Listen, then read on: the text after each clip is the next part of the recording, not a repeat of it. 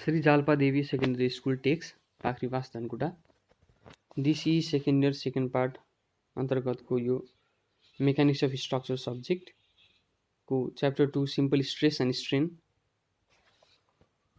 हामी कन्टिन्यू गर्दैछौँ आज। Stress strain curves for brittle materials. Brittle materials have a very low proportional point and do not show the yield point. Brittle मेटेरियलहरुमा चाहिँ एकदमै very लो के हुन्छ त लो प्रोपोर्सनल पोइन्ट हुन्छ र तिनीहरूले डिस्टिंक्टली यील्ड पोइन्टहरु शो गर्दैन। In such cases where the yield point is not clearly shown it is taken as the point of some permanent strain. जतिखेर हामीलाई यील्ड पोइन्ट चाहिँ त्यसरी क्लियरली शोन हुँदैन, क्लियरली थाहा पाइँदैन हामीले, त्यतिखेर हामी के गर्छौं त भन्दा कुनै पर्मानेन्ट स्ट्रेनको अथवा स्पेसिफाइड स्ट्रेनको पोइन्टलाई हामी के गर्छौं त लिन्छौं। के गर्नको लागि भन्दा यील्ड पोइन्ट पत्ता लगाउनको लागि। Usually specified strain is from 0.0005 to 0.0035 पर्सेन्टेजमा हेर्दा 0.05% टु 0.35%। यति चाहिँ हामीले के लिन्छौं त स्पेसिफाइड स्ट्रेन युजुअली लिन्छौं। The point where the stress strain curve is cut by the straight line parallel to its initial straight portion drawn at a point of specified strain gives the yield point for it and the corresponding stress as the yield stress for or proof stress। यहाँ के भन्यो भने यो फिगरमा हेरौं, हामीसँग stress strain curve छ, दुईटा एक्सिसमा stress, एउटा एक्सिसमा स्ट्रेस र अर्को एक्सिसमा के छ त स्ट्रेन छ र हामीलाई यो माथिको कर्भमा यील्ड पोइन्ट त्यसरी के भएको छ त थाहा भएको छैन अथवा कहाँ पर्छ भन्ने कुरा हामीलाई थाहा छैन। त्यसको लागि हामीले के गर्यौं त भन्दा कुनै स्पेसिफाइड स्ट्रेन हामीले स्ट्रेनको एक्सिसमा लियौं र त्यो पोइन्टबाट हामीले अगाडिको इनिशियल पोर्सनको जुन यो स्ट्रेट लाइन छ त्योसँग चाहिँ के गर्यौं भने इनिशियल पोर्सनको जुन यो लाइन छ यो लाइनको के गर्यौं त प्यारललमा अर्को लाइन तान्यौं र त्यो लाइनले कर्भमा कहाँनेर काट्यो हो त्यो पोइन्टलाई हामीले स्ट्रेसको एक्सिसमा प्रोजेक्ट गर्ने हो भने जति आउँछ हाम्रो स्ट्रेस त्यो चाहिँ के हो त हाम्रो यील्ड स्ट्रेस हो अथवा प्रुफ स्ट्रेस हो। ठीक छ, त्यही कुरा भनिएको छ यहाँनेर। If the specified strain is 0.1% then the corresponding stress is called 0.1% proof stress and so on। ठीक छ, जति हामीले स्पेसिफाइड स्ट्रेन लिएको छौं त्यति नै पर्सेन्टको के हुन्छ त proof stress or yield stress हामीले भनिन्छ, त्यसरी भनिन्छ। र यो फिगरमा बुझ्नुपर्ने कुरा भनेको यसमा यील्डको पोइन्ट त्यसरी देखिएको छैन र हामीले के गर्यौं त एउटा स्ट्रेट लाइन स्पेसिफाइड स्ट्रेनको पोइन्टबाट तानेर चाहिँ लियौं र यो लास्टको फाइनलमा के छ त यो ब्रेकिङ पोइन्ट भन्नाले यसको फ्र्याक्चर भइहाल्यो। Ultimate strength and factor of safety FOS। When structure is subjected to increasing load, the stress increases linearly with load। Increasing load मा कुनै पनि स्ट्रक्चरलाई increasing load अप्लाई गर्ने हो भने स्ट्रेस चाहिँ लिनियरली के हुन्छ त लोड सँगै बढ्दै जान्छ। When the magnitude of loads gets increased at some value of load, it breaks or begins to carry fewer loads and this value of load is known as ultimate load। लोडको magnitude चाहिँ increase हुँदै जाँदाखेरि कुनै एउटा certain value पुग्दाखेरि के हुन्छ त स्ट्रक्चर चाहिँ ब्रेक हुन्छ अथवा फेल हुन्छ अथवा त्यसले चाहिँ जति अगाडि त्यसले त्यसको क्यापेसिटी थियो त्यसले क्यारी गर्ने लोड क्यारी गर्ने क्यापेसिटी त्यो चाहिँ अब यसको एकदमै घटेर जान्छ भने त्यस्तो बेलामा लागेको लोडलाई चाहिँ के भनिन्छ त अल्टिमेट लोड भनिन्छ। And the strength of the structure corresponding to ultimate load is called ultimate strength. र त्यो बेलाको करेस्पोन्डिङ स्ट्रेन्थलाई चाहिँ स्ट्रक्चरको स्ट्रेन्थलाई के भनिन्छ त ultimate strength. Working load is the load carried by the structure under normal working condition. The stress produced in the structure corresponding to working load is called working stress. यानी कि ultimate load भनेको त failure गराउने load रहेछ, तर ultimate load त हाम्रो स्ट्रक्चरमा लागिरहने हैन।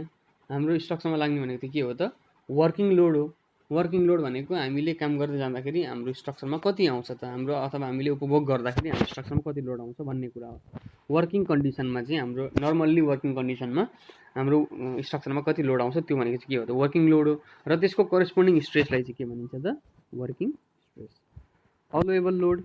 Since ultimate load is considerably larger than the load, the member will be allowed to carry under normal condition.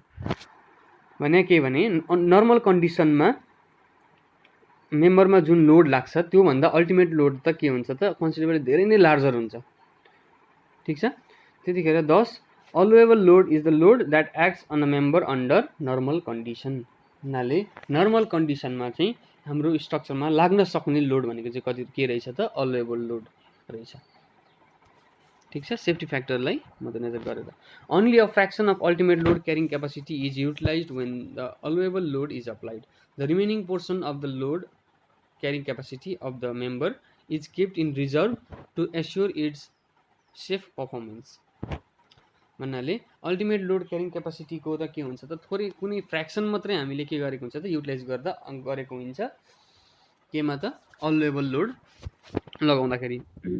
त्यस कारणले कुनै त्यो बाँकी रहेको जुन पोर्सन छ रिमेनिङ पोर्सन छ त्यो चाहिँ के को लागि रिजर्भ गरिन्छ त भन्दा सेफ्टी फ्याक्टरको लागि अथवा सेफ पर्फर्मेन्सको लागि त्यो चाहिँ के गरेको हुन्छ त रिजर्भ गरिएको हुन्छ।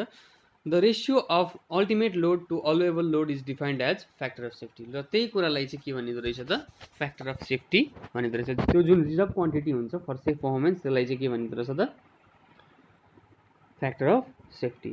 फ्याक्टर अफ सेफ्टी भनेको that is ultimate load upon allowable load.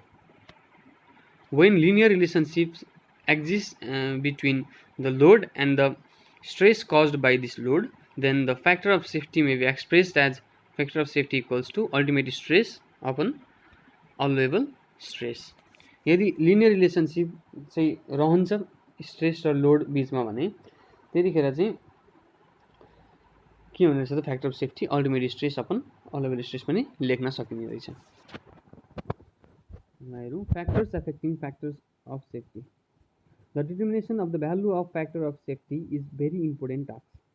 Smaller value of factor of safety increases possibility of failure and its larger value results on an uneconomical or non-functional design. र यो factor of सेफ्टीको value जुन छ त्यो पत्ता लगाउनु भनेको एकदम इम्पोर्टेन्ट टास्क हो। र यदि हामीले फ्याक्टर अफ सेफ्टीको भ्यालु चाहिँ एकदमै स्मलर भन्नाले धेरै सानो राख्यौँ भने के हुन्छ भने त्यसले चाहिँ फेलियरलाई चाहिँ बढाउन सक्छ, पोसिबिलिटी अफ फेलियरलाई के गर्न सक्छ त बढाउन सक्छ, ठिक छ। स्मलर फ्याक्टर अफ सेफ्टी राख्यो भने धेरै चान्स के हुन्छ त फेलियर हुने हुन्छ। र त्यसै गरी यदि हामीले धेरै ठुलो राख्यौँ लार्जर राख्यौँ भने पनि के हुन्छ त अनइकोनोमिकल हुन्छ डिजाइन।